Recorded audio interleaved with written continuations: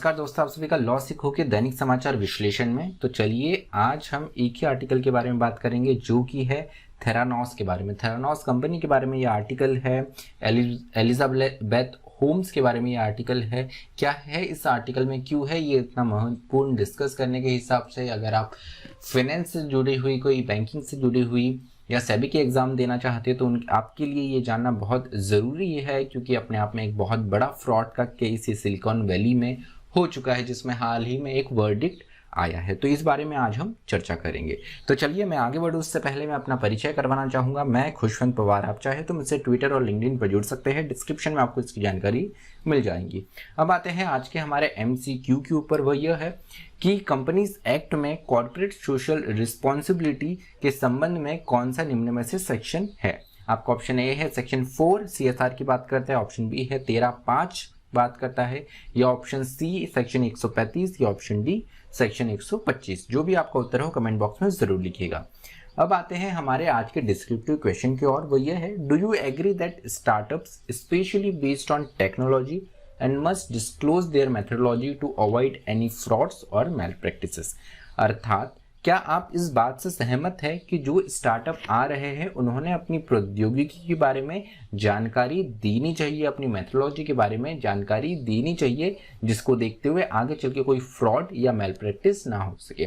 अब यहाँ पर आप बोलेंगे कि टेक्नोलॉजी के बारे में तो जानकारी देनी ही चाहिए, लेकिन बहुत से स्टार्टअप यहाँ पर अपने सीक्रेसी को कोट करते हैं कि वो मार्केट में ये रिवील नहीं करना चाहते हैं उनकी क्या टेक्नोलॉजी है, उन्होंने किस पद्धति से इसको जुड़ा हुआ है, क्योंकि रिसर्च एंड डेवलपमेंट बहुत बड़ी इन्वेस्टमेंट उनका यहाँ पे जुड़ा हुआ रहता है, जो कि कॉम्पिटिटर्स उनको एक अपर एज पे रखता है। तो इसीलिए क्या आप इस बात से सहमत है या असहमत है, इस बारे में आपको 250 शब्दों में एक ऐसे लिखना है। चलिए आर्टिकल के ऊपर आते हैं। एलिजाबेथ होम्स, इन्हें हाल ही में कैलिफोर्निया की जूरी की तरफ से इन्वेस्टर फ्रॉड और कॉन्स्पिरेसी के केस के अंतर्गत दोषी पाया गया और इन्हें कन्विक्ट किया गया। एलिजाबेथ अपने आप में एक बिलियनियर रह चुकी है और साथ में सिलिकॉन वैली का ये बहुत बड़ा नाम हुआ करती थी, एक बहुत बड़ी सेलिब्रिटी आइडेंटिटी उनका हुआ करती थी। इन्हें फीमेल स्टीव जॉब्स के नाम से भी इन्हें जाना जाता था। फीमेल स्टीव जॉब इसलिए जिस तरीके से स्टीव जॉब्स अपने आप में एक बहुत बड़ी शख्सियत थे, एक बहुत बड़े स्टार्टअप को उन्होंने एक कंपनी में तब्दील कर आज एप्पल इतनी बड़ी कंपनी बन गई है जिसका दुनिया में सबसे ज़्यादा और सबसे बड़ा मार्केट कैपिटलाइजेशन है। उसी तरीके से एलिजाबेथ होम्स को भी देखा जाता था। तो एलिजाबेथ होम्स की अगर हम बात करें तो ये एक मेडिकल फैमिली में हुई थी, मेडिकल और एंटरप्रेन्योरल फैमिली में हुई थी। तो एलिजाबेथ होम्स ने ऐसा क्या किया जिससे वो इतनी ज़्यादा यहाँ पर फेमस हो गई। 2004 में इन्होंने अपने स्टार्टअप लेकर आई जिसका नाम था थेनियोस। ये कंपनी जो थी, इस कंपनी का ये विजन और साथ ही साथ एलिजाबेथ का ये विजन था कि किस तरीके से यहाँ पर जो मनुष्य में बीमारी होती है जो कि ब्लड के माध्यम से डिटेक्ट की जा सकती है, इस टेक्नोलॉजी को, इस पूरी चीज़ को इस तरीके से उन्होंने पेश करा था कि वो एक ऐसी टेक्नोलॉजी लाना चाहती है जिसके द्वारा भविष्य में आने वाली जो बीमारियां हैं उनके बारे में पहले ही जांच करके यहाँ पे मनुष्य के जीवन को बचाया जाए। अपने आप में काफ़ी विजनरी उनका ये एक आइडिया, ये एक उनकी सोच मानी गई और इसी को देखते हुए यहाँ पर वो इतनी ज़्यादा फेमस हुई। तो यहाँ पर अगर हम बात करें तो 2014 में जो इनकी कंपनी थी, इनकी कंपनी का वैल्यूएशन 2014 में $9 मिलियन हो गया था। $9 मिलियन इनकी कंपनी का यहाँ पे वैल्यूएशन हो गया था। ये स्टार्टअप जो एक 2004 में यहाँ पे इनकॉर्पोरेट हुआ।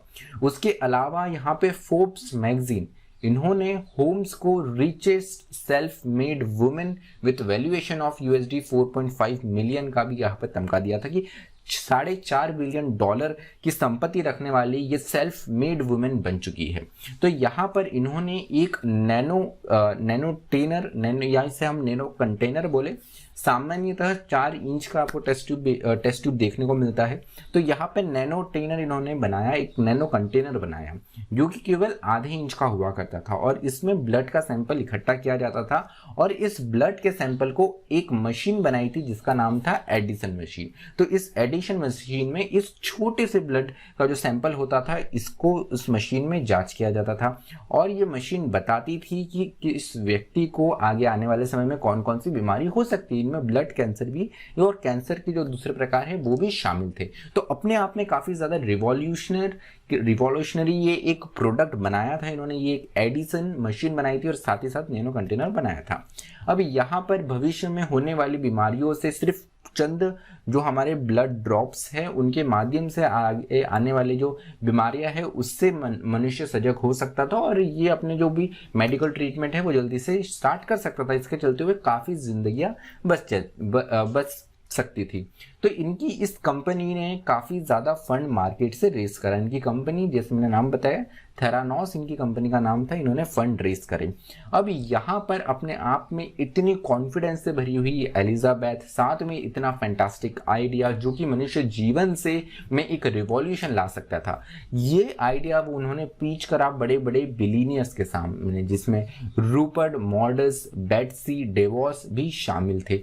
साथ ही साथ इसमें जो सरकार के बड़े बड़े व्यक्ति थे जो बाद में सरकार में सम्मिलित हुए, सेक्रेटरीज थे, इन लोगों ने भी यहाँ पर फंड दिए। साथ ही साथ उस वक्त के जो 6वें सबसे अमीर व्यक्ति थे उन्होंने भी यहाँ पे फंडिंग एलिजाबेथ की यहाँ पे थेरानोस कंपनी को दी। साथ ही साथ आज के यूएस के प्रेसिडेंट जो बाइडेन, उस समय ये वाइस प्रेसिडेंट हुआ कर सकते थे, तो 2015 में भी उन्होंने एलिजाबेथ को कहा था कि इनका आइडिया अमेजिंग है और दूसरों को इंस्पायर करने वाला है। जब इतना सारा आइडिया था, इनके पास टेक्नोलॉजी थी, आविष्कार कर चुके थे एक नई एडिसन मशीन का, तो ऐसा क्या हुआ कि इनको फ्रॉड और एक कॉन्स्पिरेसी के केस में यहाँ पे कन्विक्ट किया गया? किस तरीके से इनका फॉल होता है? तो यहाँ पर महत्वपूर्ण बात ये होती है कि जॉन कैरी रो, ये एक जर्नलिस्ट है। इन्होंने अपनी bad blood secrets and lies in a silicon valley startup एक बुक लेकर आए और उससे पहले उन्होंने यहाँ पर एलिजाबेथ और थेरानोस का पूरा यहाँ पे कच्चा चिट्ठा सामने खोल के रख दिया। उन्होंने बताया अपने इन्वेस्टिगेशन के माध्यम से कि एलिजाबेथ ने यहाँ पे कंप्लीटली वर्ल्ड को यहाँ पर बेवकूफ बनाया है। किस तरीके से बेवकूफ बनाया है? एडिसन मशीन के बारे में, इसकी टेक्नोलॉजी के बारे में और नैनो कंटेनर के बारे में जब पूछा जाता था एलिजाबेथ से या थेरानोस कंपनी के अपर मैनेजमेंट से, तो इनका कहना यह होता था कि हम इसके बारे में पूर्णतः जानकारी नहीं दे सकते क्योंकि हमने यहाँ पे रिसर्च एंड डेवलपमेंट खर्च करके काफ़ी ज़्यादा काफ़ी ज़्यादा नई चीज़ें लेकर आए हैं। हमने हमारे R&D में काफ़ी ज़्यादा इन्वेस्टमेंट करा है और उसके बाद में हम ये हमारा सीक्रेट लेकर आए, तो ये हमारा एक सीक्रेट है, तो हम इसे मार्केट में रिवील नहीं करना चाहते। अगर हम इसे मार्केट में रिवील कर देंगे तो हो सकता है कॉम्पिटिटर हमारे सामने हमारी टेक्नोलॉजी का इस्तेमाल करके हमारे सामने मुसीबत खड़े करे। तो जहां पर हमने इतनी मेहनत करी है तो हम इसे एक सीक्रेट बना के रखना चाहते हैं। अब यहाँ पे जो इन्वेस्टर्स थे इन्होंने भी यहाँ पे टेक्नोलॉजी और कॉपीराइट से जुड़ी हुई बहुत सारी इंटेलेक्चुअल प्रॉपर्टी से जुड़ी हुई काफ़ी सारी चीज़ें थी, तो इन्होंने एलिजाबेथ को भी इस सीक्रेट को बाहर लाने के लिए कभी फोर्स नहीं किया क्योंकि इन्वेस्टर्स को खुद रिटर्न चाहिए रहता है, तो वो खुद चाहते थे कि थेरानोस कंपनी बहुत बड़ी बने। लेकिन इसी चीज का गलत फायदा उठाया एलिजाबेथ ने, और एलिजाबेथ ने अगर हम देखें तो जिस तरीके से जर्नलिस्ट जॉन ने यहाँ पे बताया कि कोई भी ऐसी एक्यूरेट टेक्नोलॉजी एलिजाबेथ तैयार नहीं कर पाई थी। कंपनी में जो लोग थे उन्हें पता था कि हमारे पास में तो ऐसा कुछ मजबूत चीज़ आई ही नहीं है, लेकिन फिर भी जो थेरानोस की टॉप मैनेजमेंट था वो एम्प्लॉयज़ का मुंह बंद करके रखते थे। तो यहाँ पर पूरा तब भांडा फोड़ हुआ तो पता चला कि एडिसन मशीन जो है इसकी अभी तक इतने अच्छे तरीके से जांच नहीं की जा सकी है। उस मापदंडों पे यह मशीन जो है वो खरी नहीं उतरी है। साथ ही साथ अपने आप में जो रिजल्ट देने की बात की गई थी वो भी नहीं हुई है। साथ ही साथ एलिजाबेथ ने यह भी बताया था कि अफगानिस्तान में जो यूएस आर्मी के सैनिक है वो भी इसका इस्तेमाल करते हैं, लेकिन ये भी अपने आप में एक कोरा झूठ निकला। उसके बाद में 2016 में फोर्ब्स मैगजीन जिन्होंने रिचेस्ट सेल्फ मेड वुमेन का खिताब दिया था एलिजाबेथ होम्स को, उन्होंने 2016 में फोर्ब्स ने एलिजाबेथ को एब्सोल्यूट नथिंग का तमगा दे दिया। 2018 में SEC US securities and exchange commission ने थेरानोस और होम्स पे इन्वेस्टर फ्रॉड का यहाँ पर मुकदमा और कॉन्स्पिरेसी चालू करी, और फाइनली फिर जाके अभी हाल ही में कैलिफोर्निया की जूरी ने इन्हें दोषी पाया गया। तो यहाँ पर यही प्रश्न उठता है कि जो स्टार्टअप्स हैं उन्हें अपनी टेक्नोलॉजी यहाँ पर रिवील करने की आवश्यकता है या नहीं है। कई बार यहाँ पे एथिक्स को भी लेकर सवाल उठता है, इंटेलेक्चुअल प्रॉपर्टी को लेकर सवाल उठता है। साथ ही साथ आपको ज़रूर बताऊंगा कि इस कॉन्टेक्स्ट में अगर आपको अगर अभी की वास्तविकता में चीज़ें देखनी है तो एक शो स्टार्ट हुआ है शार्क टैंक। इसमें ऐसे बहुत सी न्यू टेक्नोलॉजी और स्टार्टअप्स के साथ में लोग आते हैं।